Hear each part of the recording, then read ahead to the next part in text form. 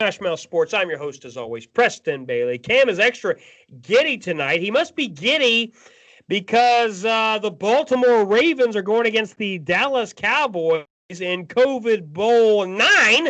We've had like so many different COVID matches and rescheduling with Baltimore and Pittsburgh and everything else. Tennessee and New England. And all of those guys. So we're just going to do a quick video.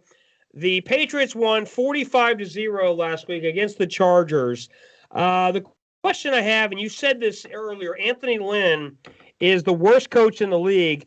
Now, what happens if the NFL fires Anthony Lynn, one of the few full-time African-American coaches? What happens on the social justice side, on the social media side for the NFL if that happens?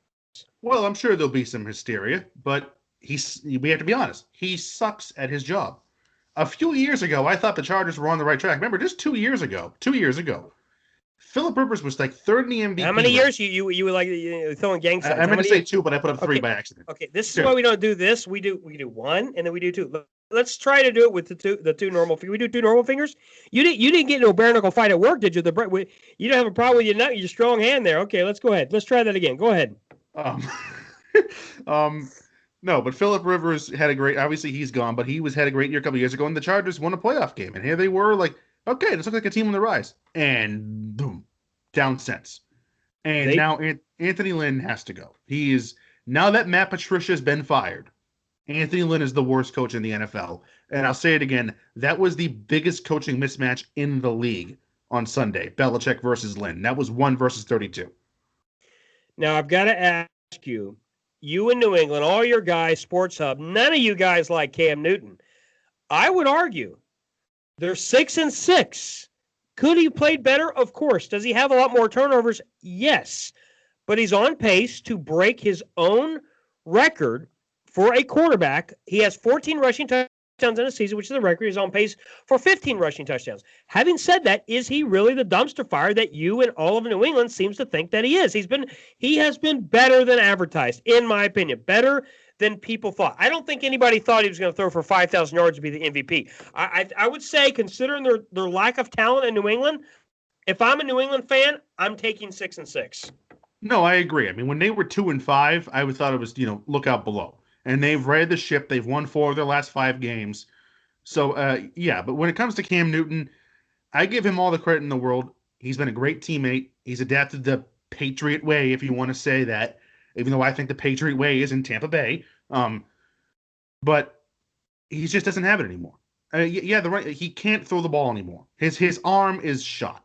And I give him a lot of credit. He's given it his best. He's still got some athletic ability. He's still a good runner. At a certain point, no matter how mobile your quarterback is, he needs to hang in the pocket to make a throw. Like we've seen with Lamar Jackson in these playoff games. They make him have to throw. He can't do it. At a certain point, you have to do that, and I don't think Cam Newton can do it anymore. I don't think he's at the arm anymore. He can't throw the ball. Okay, so your answer is what? To get Jimmy G? My answer, ideally, is a veteran, a draft pick, and Jarrett Stidham. That's what I would like the Patriots quarterback room to be next year. What is with your affiliation with Jarrett Stidham? How bad does he have to suck for you to want to be done with him? He sucks. Jarrett Stidham sucks. I understand. I want him as the third string. Third string. Okay, who's the second string? A draft pick behind a veteran like Matthew Stafford or now that Carson Wentz has been benched, I have to imagine he's on his way out of Philly. But he isn't. But he isn't on his way out. People keep talking about Carson Wentz is on his way out. Yes, Jalen Hurts is the new starter in Philly. You know how much money Carson Wentz is due next year? $60 million. If they cut him, if he's off the roster, yes. Yes. No, he's due $60 million. If they no matter what happens, he's due $60 million next year. If he drives into a ditch high on cocaine in the offseason, he's getting $60 million. If he turns into Aaron Hernandez, O.J. Simpson, whoever he turns into, and we're going in the ditch, he's due $60 million. When these quarterbacks are due 40, 50, and 60 million, you cannot get rid of them. For the purpose of this conversation, let's say Jalen Hurts is better for the future. It doesn't matter. You cannot get rid of Carson Wentz. Period. He's due $60 million. If he sits on your bench, if you trade him, if you cut him, he's due $60 million. You can't wrap around $60 million in dead cap to your team. That's an anvil you cannot get rid of. No, that's true. It's just, I'm thinking about who is going to be available because Sam Darnold. He's not available. You guys are. No one's going to get. No, Philly is going to sit him on there unless they can somehow restructure. What I would do if I was Philly, I would do everything I could to restructure that deal instead of taking a $60 million hit. I would do everything in my power to restructure that deal. Do a Bobby Bonilla deal. Hey, we'll pay you for 20 years. We'll pay you for 30 years. Okay, $5 million a year, $8 million a year, whatever the number is.